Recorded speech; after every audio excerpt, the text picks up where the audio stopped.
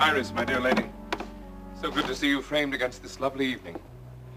The confinement of a hospital room didn't suit you at all. No, it didn't.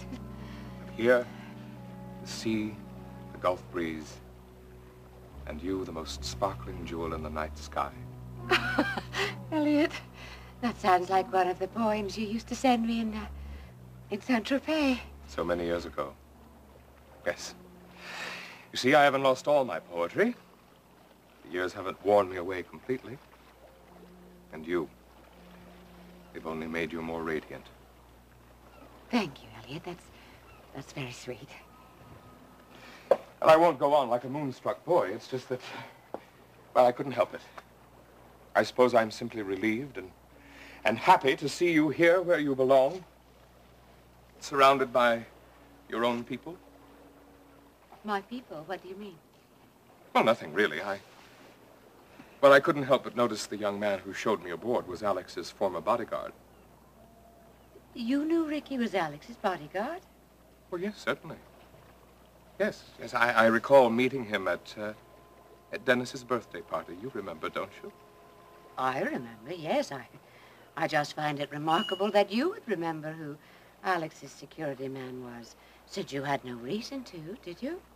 Well, that's hardly remarkable. I am a veteran investigative reporter. I note people's faces and roles by habit. I doubt Ricky was ever introduced as Alex's bodyguard. It wasn't necessary. I've spent a lifetime reading people's faces, ferreting out their secrets, their intentions. Oh, well, that makes sense, of course. Iris, you'd be surprised what and whom I know. Would you care for some tea? Yes, please. You picking him up all right? Yeah, but it sounds like Elliot's alluded to you. We probably should have had the regular steward meet him. It's my fault. I set the crew away because I didn't want them mixed up in all this. Yeah. I wasn't sure how things would go. Elliot, you look so worn. Are you sure you're getting enough rest and eating properly? I'm just working too hard. You look pensive yourself, my dear. Damn!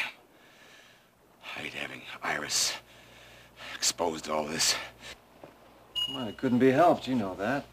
She's the only one who stands a chance of forcing Elliot to confront Barrett. Oh, yeah, and he's gonna be here any minute now. I guess I better go out and wait for him. Yeah, go do that. And now, while I enjoy your company immensely, there was a point to my visit, wasn't there? And it wasn't the state of my health. In a way, it was. I'm touched. But, you said you wanted to discuss the, I believe the term is betrayal of the escape from the Cambodian prison where I was held. I would like to talk about that, yes. Are you up to it?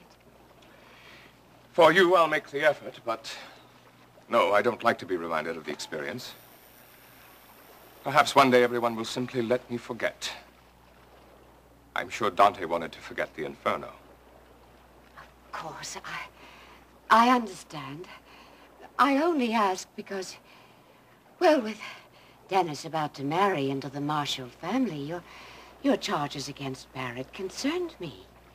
I told you I was willing to forget what Marshall did. He's the one who has to live with this crime. I find it so hard to believe that he's that sort of man. Perhaps there was some misunderstanding. And I'm sure he wishes it was so. But believe me, Iris, there was a betrayal. And Barrett Marshall... Barrett Marshall is here, Mrs. Wheeler.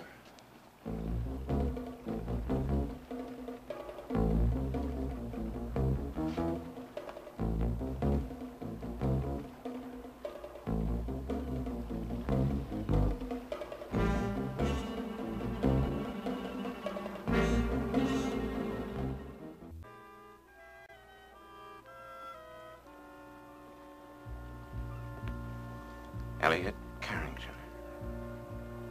I thought you dead, Marshall. I thought I was dead. So did the guards who left me laying there. The guards you sold us all to. Elliot Carrington. To save your own life. To be free. Are you free, Carrington? Amazing. Now I understand. This is what you heard. No wonder the pensiveness, Iris. And no wonder you wanted to get to the truth of the matter. You thought I... Well, Major Marshall, it seems only you and I know the truth of the matter. Who is the betrayed and who the betrayer? One man's word against another, and you've had your say, haven't you? I'm curious. Exactly what story have you told this lady? I haven't... Well, I have. So suppose you do. Do tell us your story, Major. Well, come, Major Marshall. What is your version of that terrible night? We planned... All of us, we all planned the break. We had everything ready. Everything was right. It was a dark moon. The men followed you, didn't they? I was the leader.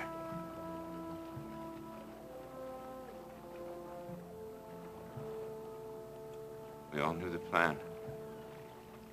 But once we got outside the wire,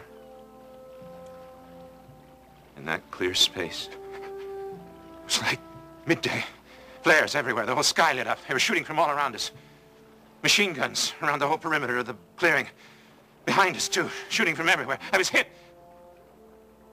Hit. Again. Down. Face in the mud. You were shot all right, but not by the guards. You were on their side, after all. You were shot by one of your own men for betraying us all. Everyone. Shot. Killed. They all died.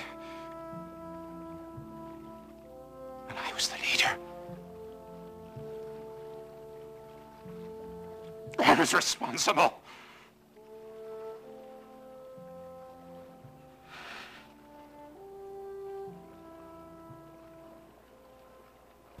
This isn't going well, Ryan. It's all wrong. Carrington's manipulating Barrett by using a sense of responsibility against him. So Barrett killed guilty somehow of leading his men into a trap set by Elliot, right? I've got to get out there. Put a stop to this now. Hey, Alex.